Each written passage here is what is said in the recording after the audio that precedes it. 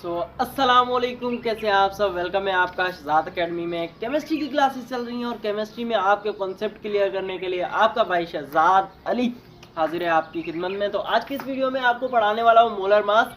तो molecular mass, formula mass, molar mass, molecular और पता नहीं कौन कौन से मास, तो हम कंफ्यूज हो जाते हैं आखिर है क्या। तो आज की इस वीडियो में बिल्कुल आसान तरीके से आपको समझाने वाला हूँ मोलर मास के बारे में। तो फर्स्ट ऑफ ऑल आपको पता होना चाहिए कि मोल क्या है। ठीक है, मोल की एक सिंपल सी डेफिनेशन है कि आप किसी भी सब्सटेंस का एक मोल लें, उसमें नंबर ऑफ पार्टिकल्स 6.02 इंटू 10⁻23 हो तो वो मोल 1 मोल है। ठीक है, मोल एक काउंटिंग यूनिट है, जस्ट उसकी वैल्यू है। ठीक है, किसी भी सब्सटेंस का एक मोल बराबर है 6.02 इंटू 10⁻23 पार्टिकल्स। कोई भी हो सकते हैं, आयंस कुछ भी हो सकता है। खैर ठीक है, आयंस हो सकते हैं, एटम्स हो सकते हैं, मॉलिक्यूल्स हो सकते हैं, या पार्टिकल्स हो सकते हैं, या फिर कुछ भी हो सकता है। तो आज की इस वीडियो में हमारा टॉपिक है मोलर मास के बारे में। तो मोलर मास क्या होता है, सिंपली अगर आप इस पर गौर करें तो आपको बहुत सारी चीज़ें मिल जाएंगी। यानी कि एक मोल का मास मोलर मास कहलाता है। अगर आपसे कोई डेफिनेशन पूछे तो एक मोल का मास मोलर मास कहलाता है। मैं लिख देता हूँ आपकी खिदमत में। तो the mass of 1 mole, the mass of 1 mole, यहाँ पर याद रखिएगा किसी एक चीज का नहीं, मोल ऑफ एनी सब्सटेंस, कोई भी सब्सटेंस हो सकता है। ठीक है, the mass of 1 mole of a substance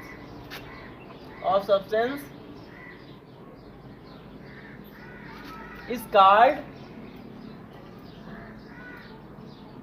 molar mass. ठीक है, यहां पर लिख देता हूं। और इसे एक्सप्रेस किया जाता है, जब भी इसे जाहिर किया जाता है तो इसे ग्राम में जाहिर किया जाता है मोलर मास को। ये बात याद रखिएगा।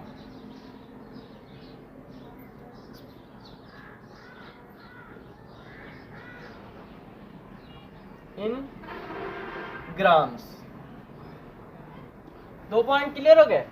उसके बाद किस तरह से फाइंड किया जाता है ये मैं आपको सिखाने वाला हूँ। बेसिक मकसद आज का कि किस तरह से फाइंड किया जाता है वो सिखाना है। तो फार्मूला क्या है इसका, फार्मूला बिल्कुल आसान है। तो पहले तो मैं इसकी डेफिनेशन ये क्लियर कर देता हूँ। The mass of 1 mole of a substance is called molar mass. तो यानी कि अगर मैं 1 मोल कार्बन लूँ तो उसका मास क्या होगा, नंबर 3। इस डेफिनेशन के मुताबिक अगर मैं 1 मोल कार्बन का ले लेता हूं तो उसका मास क्या होगा, सिंपली 12 ग्राम। यानी कि ये किसके बराबर है, कुछ समझ में आया कि मोलर मास बराबर है मॉलिक्यूलर वेट के। मॉलिक्यूलर वेट के यानी कि किसी भी एलिमेंट या एटम का जो मास होता है, मॉलिक्यूलर वेट, उसके बराबर है मोलर मास। दोनों का फाइंड करने का तरीका सेम। ठीक है, प्रोसीजर सेम। किस तरह से फाइंड किया जाता है, जस्ट डिफरेंस ये है कि इसे ग्राम में जाहिर किया जाता है। ठीक है, और ये मोल का है, 1 मोल का। जस्ट 1 मोल का अगर हम फाइंड करेंगे तो वो मोलर मास। उसके बाद नंबर 4 के फार्मूला क्या है इसका। तो फार्मूला इंशाल्लाह आपको याद करने की जरूरत नहीं है, बिल्कुल ही आसान है। आपने m is equal to m upon n। ठीक है, m जो रिप्रेजेंट करता है वो मोलर मास को करता है। ठीक है, उसके बाद जो m है वो मास ऑफ सब्सटेंस,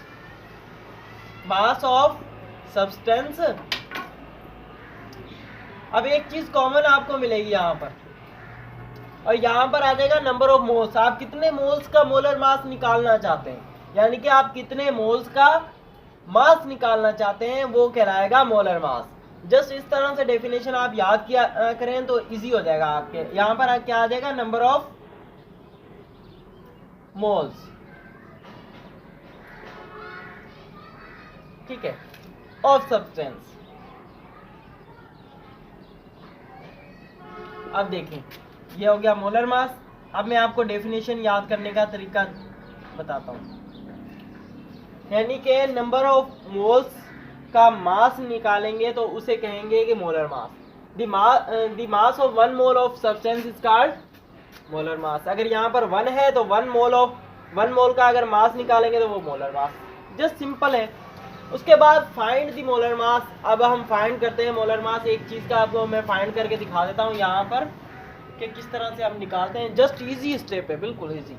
तो आपने करना क्या है, पहले तो वो क्वेश्चन लिखना है कि अब मैं NaCl का आपको निकाल के दिखा देता हूँ। Molar mass, find the molar mass of NaCl।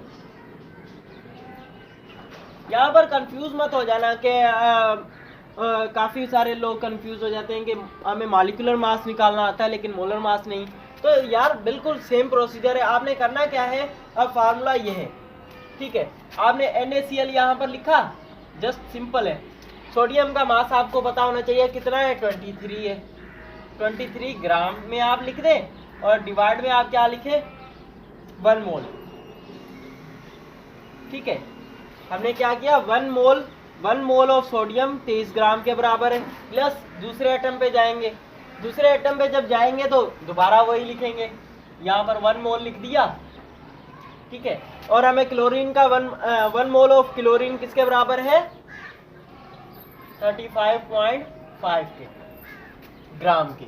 अब हम क्या करेंगे, नीचे वाला सेम, तो जस्ट 1 मोल, यहाँ पर 1 मोल लिख दिया। हमने एलसीएम ले लिया और इन दोनों को आपस में ऐड कर दिया। एलसीएम इसी तरह तो लिया जाता है, आता होगा, ठीक है। और इन दोनों को ऐड करने के बाद हमारे पास आया 58.5 ग्राम पर मोल, यानी कि 1 मोल NaCl का 58.5 ग्राम के बराबर है। तो इस तरह से ये फाइंड किया जाता है। अगर कोई भी मुश्किल पेश आए तो नीचे कमेंट बॉक्स में बताएं ताकि मैं आपके लिए मज़ीद क्वेश्चन ला सकूं। फिलहाल तो मैं टॉपिक क्लियर करता जा रहा हूं। अगर यहाँ पर भी मैं मज़ीद डीपली जा सकता हूं अगर आप कमेंट में बताएंगे। तो जब तक आप कमेंट में नहीं बताएंगे तो मुझे भी डीपली जाने की क्या ज़रूरत है इतना ज़्यादा पढ़ने की। तो मिलते हैं इंशाल्लाह नेक्स्ट वीडियो में, तब तक के लिए अल्लाह हाफ़िज़। चैनल को सब्सक्राइब नहीं किया तो कर दीजिए।